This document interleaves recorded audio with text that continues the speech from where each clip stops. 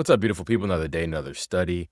I find this study quite timely because it does piggyback on something that we've talked about a lot, and that's alcohol intake. And previous studies have shown what we call a U-shaped association with more often Alzheimer's, because that's usually what's looked at in these studies.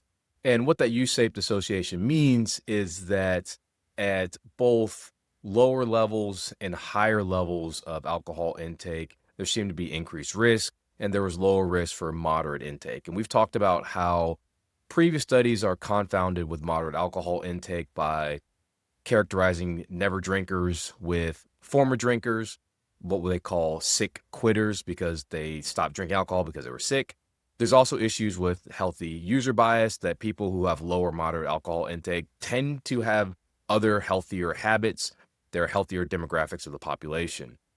So this study did a couple of interesting things. They did a Mendelian randomization, so looked at genetically predicted alcohol intake.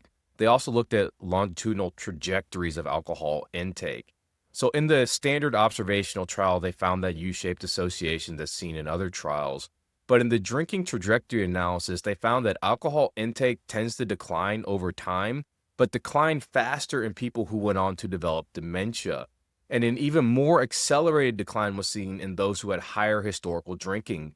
So this is another level of confounding that people who develop dementia significantly reduce their alcohol intake and faster than people who don't.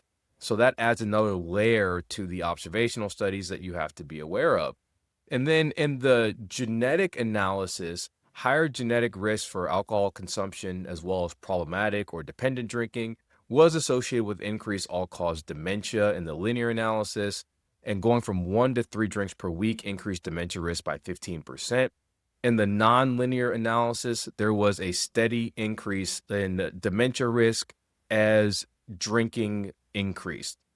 So overall, this is adding to a new body of literature showing that there are no protective effects from alcohol. Even low levels of alcohol intake can cause significant issues.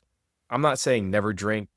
My whole purpose is for people to be aware because I still hear from patients that, oh, low levels of alcohol intake is beneficial for me.